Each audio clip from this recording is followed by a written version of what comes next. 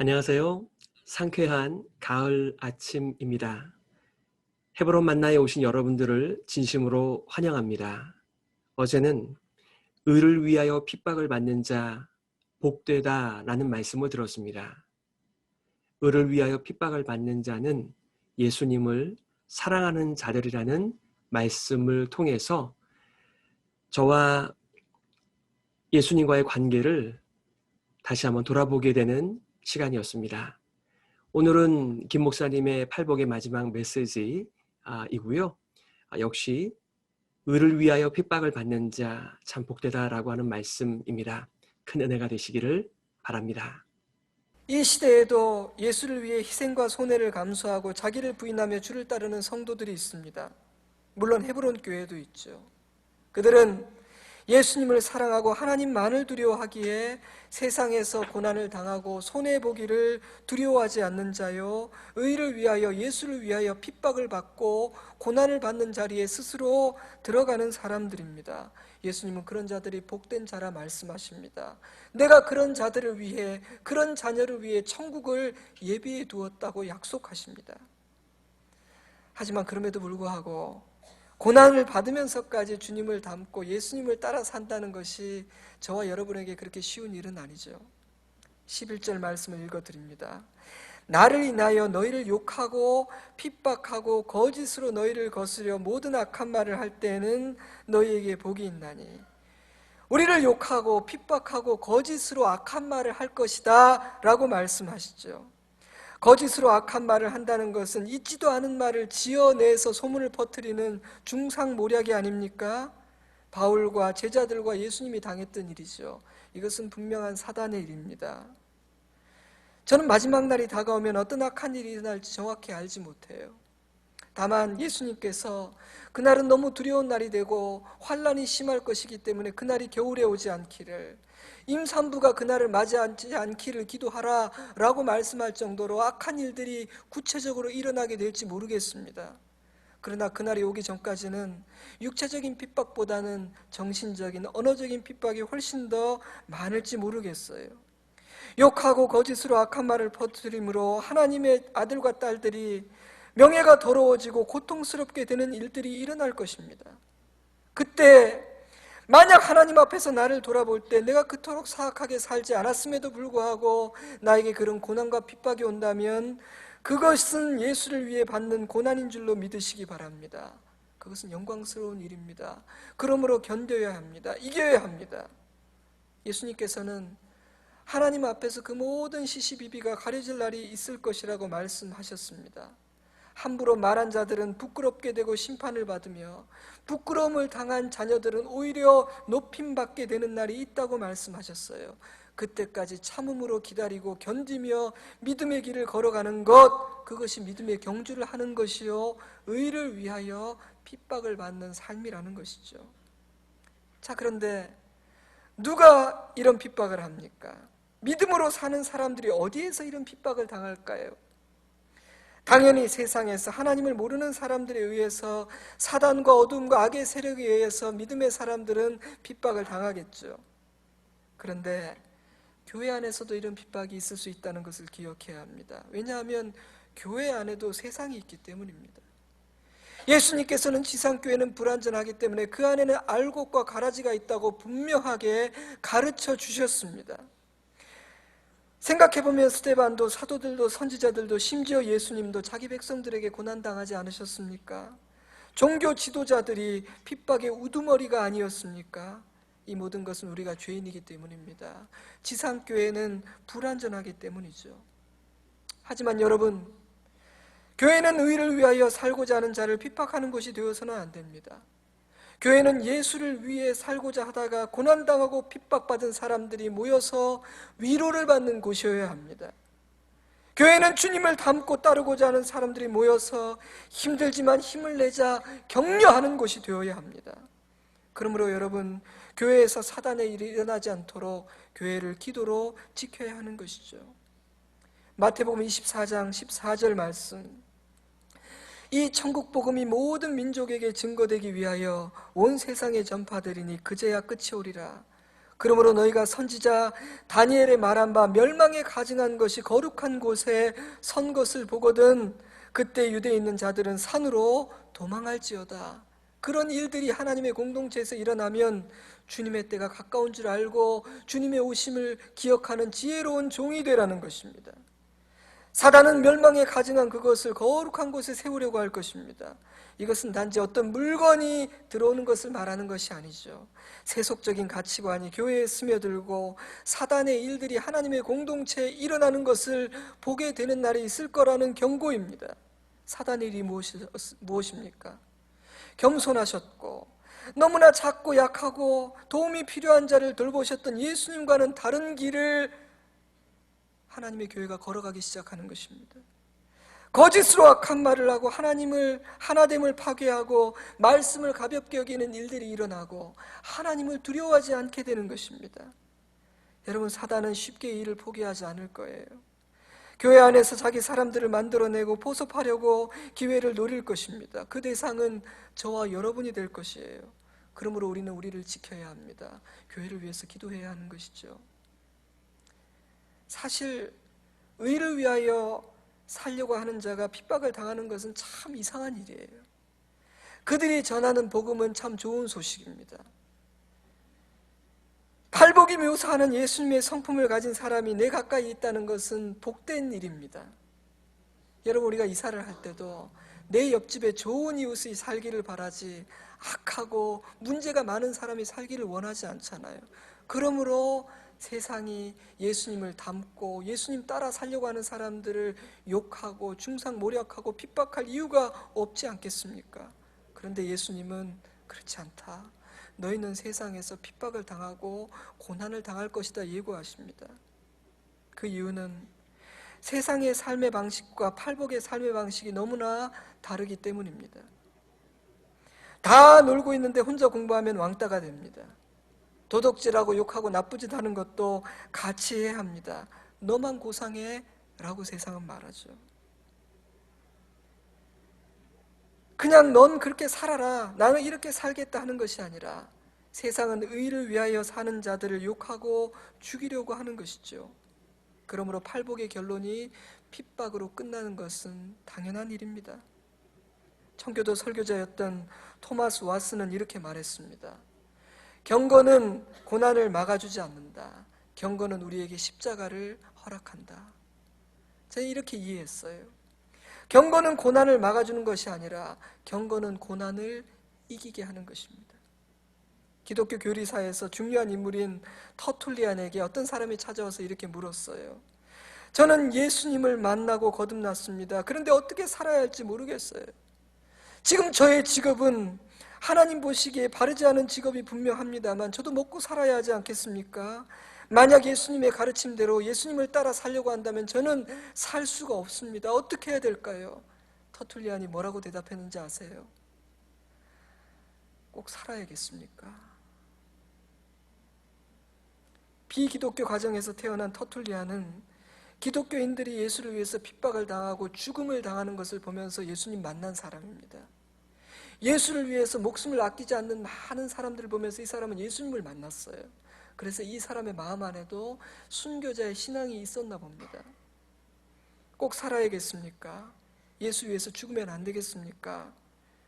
저는 굉장히 그 말이 충격적으로 제게 들리더라고요. 내가 살려고 하는구나. 나는 죽으려고 하는 것이 아니라 살려고 하는구나. 그것이 나의 약함이고 한계이고 내 문제구나 하는 생각이 저에게 들었어요.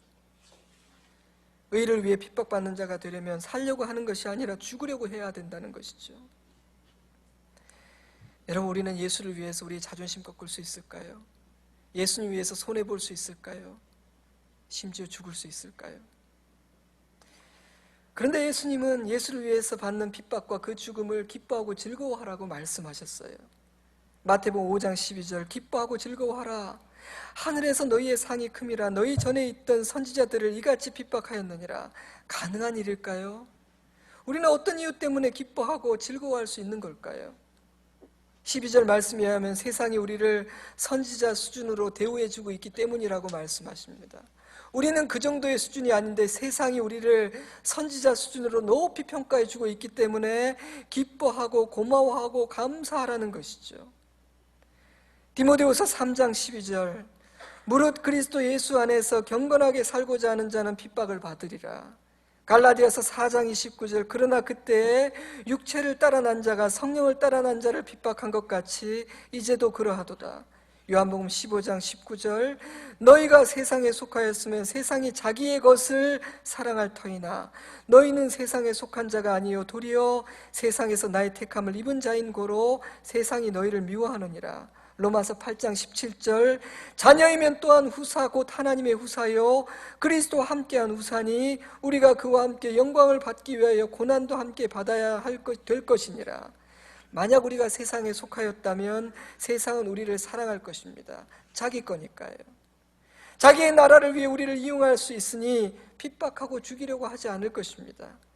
하지만 우리가 세상을 미워하고 세상으로부터 떠나가면 떠나갈수록 세상은 우리를 미워하게 됩니다. 자기 것이 아니니까요. 자신의 일에 방해가 되니까요. 하지만 너무 걱정하지는 마십시오. 우리는 하나님의 것이기 때문에 하나님께서 우리를 지켜주십니다. 하나님은 자기의 것을 책임져 주시고 지키시는 하나님이심을 믿으시기 바랍니다. 이 사실을 믿음으로 바라보는 사람은 고난 중에도 기뻐하고 즐거워할 수 있는 것입니다. 왜냐하면 내가 확실하게 주님의 것이기 때문에 세상이 나를 포기해버리는 것, 그것이 핍박이기 때문이죠. 세상은 자기의 것을 건드리지 않거든요. 우리가 기뻐할 수 있는 또 다른 이유는 약속된 은혜가 있기 때문입니다. 마태복음 5장 10절, 의를 위하여 핍박을 받은 자는 복이 있나니 천국이 저희 것입니다. 나를 인하여 너희를 욕하고 핍박하고 거짓으로 너희를 거스려 모든 악한 말을 할 때에는 너희에게 복이 있나니 기뻐하고 즐거워하라. 하늘에서 너희의 상이 큼이라. 10절은 천국이 저희 것이라 하시고 12절은 하늘에서 상이 크다고 하십니다. 천국은 팔복에서 2번 언급돼요. 심령이 가난한 자가 누리는 첫 번째 복, 그리고 의를 위하여 핍박받는 자가 누리는 8번째 복, 그것이 천국이에요. 첫 번째 복과 8번째 복이기 때문에 천국은, 팔복은 천국으로 시작해서 천국으로 끝납니다. 우리의 궁극적인 복이 천국이라는 얘기죠. 우리의 최고의 복은 이 세상에서 누리는 세상의 복이 아니라 하늘의 복, 천국의 복이 우리의 복이라는 것입니다. 그런데 천국은 마음이 가난한 자에게 거저 주어지는 선물인 동시에 주님을 위해서 고난받는 사람에게 주어지는 상급이에요. 그래서 저는 이렇게 표현하고 싶습니다. 천국은 공짜이면서 천국은 굉장히 비싸요. 심령이 가난한 자가 거저 받는 것이 천국이니 공짜죠. 하지만 복음의 증인들과 믿음의 선배들이 들어간 곳이 천국이기 때문에 그곳은 비싼 값을 지불해야 되는 곳이기도 합니다. 어떤 분이 바울을 부러워했어요. 하나님, 제 바울같이 됐으면 좋겠습니다. 하나님께 인정받고 사람들이 인정하고 존경해주는 그런 신앙이 되었으면 좋겠습니다라고 기도했어요. 하늘의 음성이 들렸습니다. 그러면 바울처럼 매를 맞아야 한다. 굶어야 된다. 감옥에 갇혀야 한다. 그 사람은 다시 한번 깊이 생각해 보겠다고 대답을 했다고 합니다. 사랑하는 성도 여러분, 천국은 공짜입니다. 하지만 공짜가 아니죠. 예수님은 천국은 주님을 위해 사는 자, 예수를 위해 핍박받는 자의 것이라고 말씀하셨기 때문입니다. 함부로 막 살다가 죽기 일보 직전에 나 예수님 믿습니다 말함으로 들어갈 수 있는 것이 천국이 아니라는 겁니다. 감옥에 가고 순교하라는 말씀을 드리고 있는 것이 아니에요. 예수님 때문에 억울한 일을 참아내는 것이 핍박입니다. 예수님 때문에 자존심을 꺾고 자기를 죽이고 손해를 보는 것이 핍박입니다. 하고 싶은 말 다 하지 않고 다른 사람의 말을 인내하며 참음으로 들어주고 마음에 품는 것이 의를 위해 사는 것입니다. 얼마든지 때려치울 수 있는데 주님의 이름 때문에, 내가 맡은 사명 때문에 끝까지 견뎌내고 그 길 가는 것이 예수를 위해 사는 것입니다. 지난 4월달 구역 모임의 주제는 순교적인 삶이었습니다. 여러분, 저는 순교하는 것도 어렵지만 순교적으로 사는 것이 더 어렵다는 생각이 들었어요. 순교는 죽을 때 진짜 겁나겠죠. 그렇지만 딱 죽으면 영광이 기다리고 있지 않습니까? 세상에 지금 벗겨지는 거 아니에요, 순교는? 하지만 순교적으로 사는 거는 매일 죽는 거예요. 어제 죽었는데 오늘 또 죽어야 되는 것이 순교적인 삶이에요. 가정에서, 직장에서, 교회에서 자기를 부인하고 십자가를 지고 사는 것이 순교입니다. 하나님은 그들에게 천국을 허락하십니다. 물론 궁극적으로 천국은 미래의 일이죠. 우리는 장차 하나님의 나라에 가게 됩니다. 그러나 여러분, 미래의 일이라고 그 하나님의 나라를 우습게 여기지 마세요. 이 땅에서 보내는 짧은 시간과 우리가 하늘에서 보내게 되는 영원한 시간은 비교할 수 없습니다. 가보지 않았다고 우습게 생각하시면 안 돼요. 그러므로 이 땅에서의 짧은 시간의 쾌락을 위해 영원한 하늘의 기쁨을 포기하는 것은 얼마나 어리석은 일입니까? 현재의 고난은 장차 우리에게 나타날 영광과 비교할 수가 없죠. 하지만 천국은 현재의 일이기도 합니다. 천국은 하나님이 임재하시고 다스리는 곳이죠. 그런데 의를 위하여 핍박받는 자, 예수 위에 사는 사람의 마음에 하나님이 임재하십니다. 하나님은 예수를 위하여 고난받는 자의 가장 가까이에 계시죠. 그러므로 예수 위에 사는 사람, 의를 위해 핍박받는 사람은 이 땅에서 그 마음의 천국을 누리는 줄로 믿으시기 바랍니다.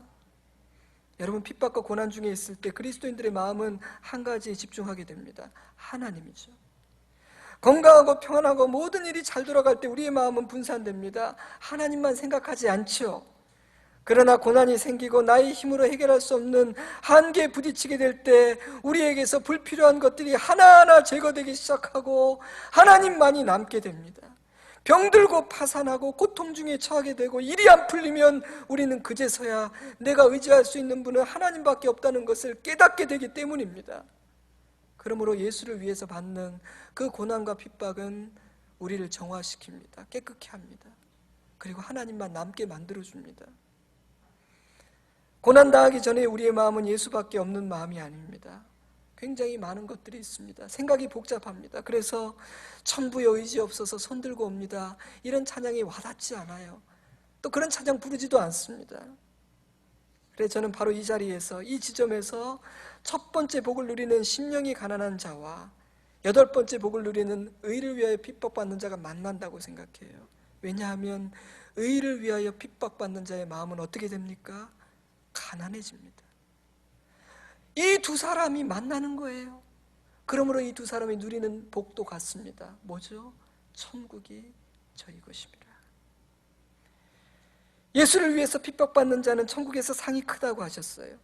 저는 솔직히 그 상이 뭔지 모르겠습니다. 가봐야 알겠어요. 그러나 예수님께서 상이 크다고 하셨으니까 분명히 상이 클 겁니다. 자신을 위해 고난당한 자녀들을 예수님은 따뜻하게 안아주시고 잘했다 칭찬하실 겁니다. 그 상을 바라보라, 그 상을 기대해라 말씀하셨으니까 우리는 그 상을 기대해야 됩니다. 바라보아야 해요. 목사님, 상 받으려고 신앙생활하는 거하고 기복신앙하고 뭐가 다릅니까? 다릅니다, 여러분. 동기로서의 상과 결과로서의 상이 달라요. 무슨 말이냐? 상을 받으려고 어떤 일을 하는 것과 어떤 일을 열심히 하다 보니까 상이 주어지는 것은 다르다는 말이죠. 저는 예수님께서 마치 저에게 이렇게 말씀하시는 것 같습니다. 너는 상을 받으려고 하는 일이 아니겠지만 나는 네가 너무 이뻐서 상을 주고 싶다. 상을 안 줄 수가 없어. 내가 너를 위해서 상을 준비해 두었다 말씀하시는 것이죠.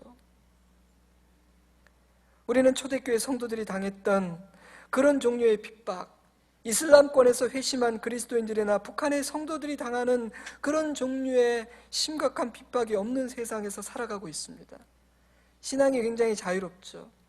마음 내키는 대로 교회에 나올 수도 있고 안 나올 수도 있습니다. 수틀리면 잠시 교회 떠나고 옮기는 것은 쉬운 일이죠. 심지어 신앙을 내팽개치기도 합니다. 자유로워요.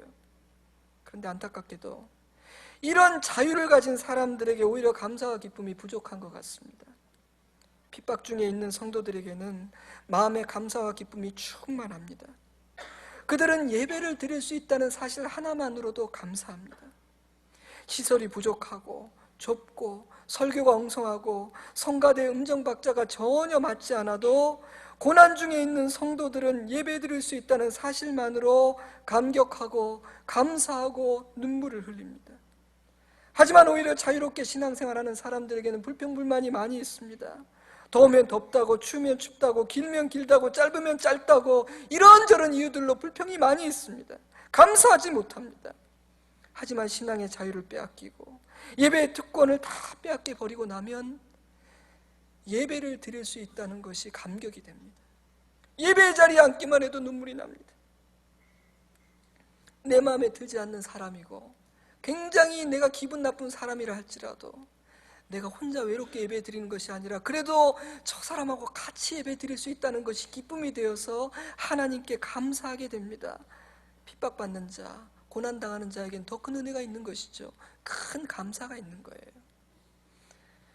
여러분, 우리는 어떻습니까? 그런 핍박이 없는 우리에게는 감사가 있습니까? 그런 특권을 빼앗기지 않은 우리에게는 찬양이 있습니까? 기쁨이 있습니까? 핍박이 없을 때 더 기뻐해야 되는 거 아닌가요? 빼앗기지 않았을 때 더 감사해야 되는 거 아닙니까? 핍박을 받는 자는 모든 것을 잃어버리는 자처럼 보입니다. 그런데 하나님은 그들이 복이 있다고 말씀하세요. 천국을 소유하고 하늘의 상을 받는 사람이기 때문입니다. 오히려 이 땅에서 자기를 위해 사는 자들은 언젠가 그 모든 것을 잃어버리게 된다고 하시니 나를 위해 사는 것이 얼마나 어리석습니까? 저는 바울의 고백이 생각났어요. 고린도후서 5장 9절, 무명한 자 같으나 유명한 자요, 죽은 자 같으나 보라 우리가 살고, 징계를 받는 자 같으나 죽임을 당하지 아니하고, 근심하는 자 같으나 항상 기뻐하고, 가난한 자 같으나 많은 사람을 부유하게 하고, 아무것도 없는 자 같으나 모든 것을 가진 자로다. 이것은 그리스도인들을 묘사하는 말일 뿐만 아니라 의를 위해 핍박받는 사람들이 어떤 사람들인지를 말해주고 있다고 생각했어요. 저와 여러분은 지는 자 같지만 이기는 자고, 가난한 자 같지만 부유한 자며, 죽는 자 같지만 사는 자인 줄로 믿으시기 바랍니다. 말씀을 맺겠습니다. 이 8번째 복은 팔복의 결론입니다. 예수님 따라가고 의를 위해 살고자 하면 핍박이 따라옵니다. 세상은 팔복을 따라 사는 사람 감당하지 못하고 예수 닮은 사람, 예수처럼 사는 사람, 예수를 사랑하는 사람을 불편해합니다. 그래서 괴롭히죠.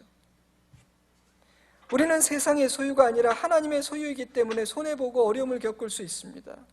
말씀에 순종하고 예수님을 닮고 예수님 따라 살면 원수 사단이 불편해서 움직이고 활동하기 시작합니다. 자기 나라의 걸림돌이 되고 방해가 되거든요.